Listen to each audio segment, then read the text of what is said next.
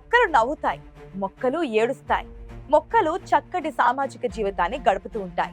వాటి వల్లే మానవాళి జీవిస్తోంది. అవి చెడు గాలి శ్వాసించి మంచి గాలిని విడుదల చేయడం వల్లే మనం శ్వాసిస్తూ జీవిస్తున్నాం.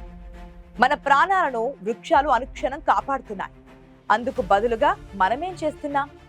అంతటి ప్రాణదాతల్లాంటి వృక్షాలను దారికి అడ్డుగా ఉన్నాయని కొట్టేస్తున్నాం. అక్కరకు రావనుకున్న చెట్లను నిర్దాక్షిణంగా నరికేస్తాం. మన అవసరాలకు తగ్గట్లుగా మొక్కలు చెట్లను ఏం చేసినా పర్వాలేదనుకుంటున్నాం. కానీ చెట్లు కూడా మనలా మాట్లాడతాయని, వాటికి మనకున్నట్టే ఒక భాష ఉందని, ఆ భాషను మనం కాకుండా కీటకాలు జంతువులు అర్థం చేసుకుంటున్నాయని తెలిస్తే ఎలా ఉంటుంది? అదే ఇప్పుడు జరిగింది. చెట్లు కూడా బాధ కలిగితే ఏడుస్తాయని, సంతోషం కలిగితే చక్కగా తలలూపుతాయని చెబుతున్నారు శాస్త్రవేత్తలు.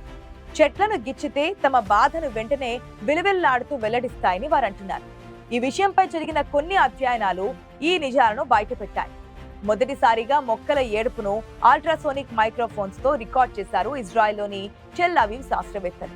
మొక్కల నుంచి వచ్చే శబ్దాలను రికార్డ్ చేసి విశ్లేషించారు. ఈ వివరాలు సెల్ జర్నల్లో ప్రచురితమయ్యాయి. మొక్కల నుంచి క్లిక్ లాంటి శబ్దాలు వస్తాయని, ఇది పాప్కార్న్ కొరికినప్పుడు వచ్చే శబ్దాన్ని పోలి ఉంటుందని శాస్త్రవేత్తలు గుర్తించారు.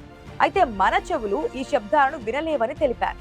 టమాటా, పొగాకు మొక్కలపై శాస్త్రవేత్తలు దృష్టి పెట్టినప్పటికీ గోధుమ, మొక్కజొన్న వంటి మొక్కల నుంచి శబ్దాలను రికార్డ్ చేశారు. ఇవే కాదు, తమకు నీరు అందకున్నా ఏ కారణంగానైనా గాయమైనా ఏడుస్తుంటాయిట. ఈ శబ్దాలను రికార్డ్ చేసే సమయానికి కొన్ని మొక్కలకు 5 రోజులుగా నీరందలేదు. మరికొన్నిటికి కాండం కోతకు గురైంది. పూర్తి నిశ్శబ్ద వాతావరణంలో అల్ట్రాసోనిక్ మైక్రోఫోన్లను అమర్చి మొక్కల నుంచి ఈ శబ్దాలను రికార్డ్ చేశారు. సాధారణంగా మనుషులు 16 కిలోహెర్ట్జ్ ఫ్రీక్వెన్సీ వరకు వినగలుగుతూ ఉంటారు. కానీ 40 నుంచి 80 కిలోహెర్ట్జ్ ఫ్రీక్వెన్సీలో మొక్కల నుంచి వచ్చే శబ్దాలను వినాలంటే అందుకు ప్రత్యేక పరికరాలు అవసరమవుతూ ఉంటాయి. ఎలాంటి సమస్యలు లేక హాయిగా ఉండే మొక్కలు సగటున గంటకు ఒక్కసారి కంటే ఎక్కువసార్లు శబ్దం చేయగా, నీరందని గాయాలకు గురైన మొక్కలు గంటకు డజన్ల సార్లు శబ్దాలు చేస్తాయని ఈ అధ్యయనంలో పాల్గొన్న లిలచ్ హడాని అనే శాస్త్రవేత్త తెలిపారు. ఇలా ఎక్కువ సార్లు చేసే శబ్దాన్ని మొక్కల ఏడుపుగా శాస్త్రవేత్తలు భావిస్తున్నారు. మొక్కల నుంచి శబ్దాలు వస్తాయని తాము ఈ అధ్యయనం ద్వారా నిరూపించామని ఆమె అన్నారు. ఈ ప్రయోగం మాత్రమే కాదు, అనాదిగా మొక్కలు, వృక్షాలపై ఈ విషయాలపై ప్రయోగాలు జరుగుతున్నాయని అంటున్నారు పరిశోధకులు. ఈ నేపథ్యంలో మరో కొత్త విషయం కూడా తెలిసిపోయింది. మొక్కలు మాటలు కీటకాలకు అర్థమవుతున్నాయట. ప్రకృతిలో ఉన్న ధ్వనిపరమైన సమాచార వ్యవస్థల అధ్యయనంలో ఇది ఒక కొత్త పరిణామంగా చెబుతున్నారు. గతంలో ప్రయోగాలు నిర్వహించిన ఇజ్రాయెల్ శాస్త్రవేత్తలే ఈ పరిశోధన కూడా జరిపారు. దీంట్లో భాగంగా ఆడ చిమ్మటల మీద వారు కొన్ని ప్రయోగాలు జరిపారు. సాధారణంగా ఆడ చిమ్మటలు తమ గుడ్లను టమోటో మొక్కల మీద పొదుగుతూ ఉంటాయి.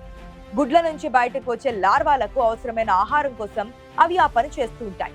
అయితే ఆరోగ్యవంతమైన టమోటో మొక్కను గుర్తించడానికి ఆడ చిమ్మటలు ధ్వని తరంగాల మీద ఆధారపడుతుంటాయి. నీళ్లు లేక అలమటించే టమోటో మొక్కలు తమ పరిస్థితిని అల్ట్రాసోనిక్ సంకేతాల ద్వారా తెలుపుతుంటాయి. ఈ సంకేతాలను అర్థం చేసుకోవడం ద్వారా ఆడ చిమ్మటలు నీళ్లు లేక ఎండిపోతున్న వాటి మీద కాకుండా ఆరోగ్యంగా ఉన్న టమోటో మొక్క మీద తమ గుడ్లను పొదుగుతున్నాయని టెల్ అవీవ్ వర్సిటీ పరిశోధకులు గుర్తించారు. దీంతో మొక్కలకు కీటకాలకు మధ్య ధ్వనిపరమైన కమ్యూనికేషన్ ఉంటుందని తొలిసారిగా రుజువైంది. రేపటి కాలంలో వ్యవసాయం, కీటక నియంత్రణ, పంటల నాణ్యత తదితర రంగాల్లో ఈ పరిశోధన ఉపయోగపడవచ్చునని భావిస్తున్నారు. కొన్ని మొక్కలు, చెట్లు ఏడవడంతో పాటే వేరే చోటికి కూడా తరలిపోతుంటాయట. ఈ భూమి మీద ఏకంగా 4 లక్షల జాతులకు చెందిన మొక్కలున్నాయి. వీటిలోని కొన్ని మొక్కల గురించి తెలుసుకుంటే ఎంతో ఆశ్చర్యం కలుగుతూ ఉంటుంది. భారత్ లోని అండమాన్ నికోబార్ దీవుల్లో కెలమస్ అండమానిక్స్ అనే మొక్కలను కనుగొన్నారు. ఈ మొక్క మొదళ్లలో నీరు ఉంటుంది. ఈ ప్రాంతవాసులు నీటి కోసం ఈ మొక్క మొదళ్లను పెకిరించి తమ దాహాన్ని తీర్చుకుంటూ ఉంటారు. ఇదే విధంగా ఆఫ్రికాలో బావోబా అనే చెట్టు కూడా స్వచ్ఛమైన నీటిని అందిస్తోంది. 80 మీటర్ల ఎత్తు వరకు పెరిగే ఈ చెట్టు కాండం దగ్గర ఘాటు పెట్టి ఈ ప్రాంతీయులు నీటిని బాటిళ్లకు పట్టుకుంటూ ఉంటారు. మనం అవతార్ సినిమాలో చూసాం కదా, అడవుల్లో ఏ కరెంటు లేకున్నా చీకట్లో వెలిగిపోతూ కనిపిస్తోంది. నిజంగానే ఈ భూమిపై చీకట్లో వెలుగులు వెదజల్లే మొక్కలు కూడా ఉన్నాయి. మీకు తెలుసా, కొన్ని మొక్కల ఆకులపై పడిన నీటి బిందువులు రాత్రి వేళ వెలుగులు విరచెమ్ముతూ ఉంటాయి. మష్రూమ్ జాతికి చెందిన మొక్కలు వివిధ రంగుల్లో ఉంటూ కాంతిని ప్రసరింపచేస్తాయి. ఆక్సిజన్ తో వివిధ రసాయనాల సమ్మేళనం కారణంగా కొన్ని మొక్కలు కాంతిని వెదజల్లుతాయని శాస్త్రవేత్తలు తెలిపారు. సిగ్గుపడే లక్షణం మనుషులకే ఉంటుందని అనుకుంటూ ఉంటాం, కానీ సిగ్గుపడే మొక్కలు కూడా ఉన్నాయి. ఈ మొక్కలను టచ్ మీ నాట్, లాజవంతి మొక్కలు అంటారు. వాటిని టచ్ చేస్తే చాలు వెంటనే ముడుచుకుపోతూ ఉంటాయి. శాస్త్రవేత్తలు తెలిపిన వివరాల ప్రకారం ఈ మొక్కల ఆకులు ఒక విధమైన ద్రవ పదార్థంతో నిండి ఉంటాయి. అందుకే వీటికి ఏవి తగిలినా అవి ముడుచుకుపోతూ ఉంటాయి. కొన్ని మొక్కలైతే అందమైన పుష్పాలు లాంటి ట్రాప్ తయారు చేసుకుని వాటిపై వారిన కీటకాలను బంధించి ఆహారంగా మార్చుకుంటూ ఉంటాయి. మనకు తెలిసి మొక్కల చెట్లు సూర్యుడి ప్రకాశాన్ని కిరణజన్య సంయోగ క్రియ ద్వారా ఆహారం తయారు చేసుకుంటూ ఉంటాయి. అయితే తాజా పరిశోధనలలో మాత్రం మొక్కలు చెట్లు తమ భావ వ్యక్తీకరణ కూడా చేయడం అపూర్వమైన విషయమని శాస్త్రవేత్తలు చెబుతున్నారు. మధ్యధరా సముద్ర తీర ప్రాంతంలో మెండ్రక్ అనే మొక్కలను నరికినప్పుడు అవి రోధిస్తాయి. ఈ మొక్కలకు నీటి అవసరం అధికంగా ఉంటుంది. వీటిని నరికినప్పుడు ఏడుపు లాంటి శబ్దం వినిపిస్తూ ఉంటుంది. అయితే ఇన్నాళ్ళు మనుషులు మాత్రమే తమ విచారాన్ని వ్యక్తం చేస్తారని అనుకున్నా, కానీ ఇప్పుడు మొక్కలు కూడా మనుషుల్లాగే భావ వ్యక్తీకరణ చేయవని తేలిపోయింది. ఈ లెక్కన మనం ఇన్నాళ్ళు నిర్దాక్షిణంగా నరికేసిన చెట్లు ఎంత ఏడ్చి పెడబొప్పులు పెట్టుంటాయో ఊహించుకుంటేనే మనసు బాధతో నిండిపోతుంది కదా. మనలాగే భూమిపై ఒక చోటు నుంచి మరొక చోటుకు వలసలు పోయే లక్షణం చెట్లకు కూడా ఉంటుందిట. ఈ చెట్లను మాంగ్రేవ్ పేరుతో పిలుస్తారు. ఇవి మెల్లమెల్లగా కదులుతూ కిలోమీటర్ల దూరం వరకు వెళ్తాయి. ఈ రకమైన చెట్లు భారతదేశంలోని పశ్చిమ బెంగాల్లో గల సుందర్బన్ అడవులలో విస్తారంగా కనిపిస్తూ ఉంటాయి. వాటి అవసరాల కోసం అటుగా వేళ్లను భూమిలోకి దింపుతూ తనకు అనుకూలమైన ప్రదేశం దొరికేదాకా కంటికి కనిపించినంత నెమ్మదిగా కదులుతూ ఉంటాయి. చెట్లు కూడా నవ్వుతాయని, అది దానిని ముట్టుకోవడంతో తెలుస్తుందని తేలింది. ఇది కూడా మన దేశంలోనే జరుగుతోంది. ఉత్తరాఖండ్ రాష్ట్రంలో కాలాదుంగి ఫారెస్ట్ లో ఉండే ఒక చెట్టు మనుషులు జస్ట్ ఇలా తాకితే చాలు ఒళ్ళంతా కితకితలు పెట్టినట్లు చెట్టు పై భాగం సంతోషంతో కదులుతూ ఉంటుంది. అలా ఎన్నిసార్లు టచ్ చేస్తే అన్నిసార్లు జరుగుతూ ఉంటుందిట.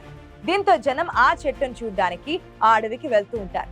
ఆ చెట్టును ఇక్కడి వారు గుద్గేది లేదా లాఫింగ్ ట్రీ అని వ్యవహరిస్తున్నారు. ఇది కాకుండా ఇక్కడే మరో లాఫింగ్ ట్రీ ఉన్నట్లుగా శాస్త్రవేత్తలు చెబుతున్నారు. ఇవి సముద్ర మట్టానికి 300 నుంచి 1300 మీటర్ల ఎత్తైన ప్రదేశంలో ఉంటాయి. ఇన్నాళ్ళు వేరు, ఇప్పుడు వేరు. ఇప్పుడు వృక్షాలకు మనోభావాలు ఉంటాయని తెలిసిపోవడంతో వాటిపై అఘాయిత్యాలను అడ్డుకోవాల్సిన అవసరం ఉంది. టేకు చెట్టు ఇంట్లో ఫర్నిచర్ కోసం భూమిపై మరెక్కడా లేకుండా శేషాచలం అడవుల్లో మాత్రమే లభిస్తున్న ఎర్ర చందనాన్ని స్మగ్లర్లు విచ్చలవిడిగా తరలిస్తున్నారు. ప్రకృతి సమతుల్యత, పర్యావరణ పరిరక్షణ వల్లే సాధ్యమవుతోంది. నానాటికి తరలిపోతున్న అటవీ సంపద కారణంగానే అడ్డగోలు పర్యావరణ మార్పులు సంభవిస్తున్నాయి. ఎక్కడ పచ్చని ప్రకృతి విలసిల్లుతుందో అక్కడ వర్షాలు బాగా పడతాయి.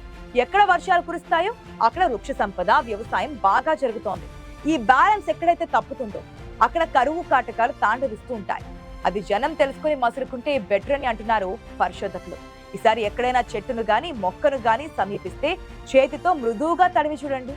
మార్పులు ఏమైనా కనిపిస్తున్నాయో గమనించండి.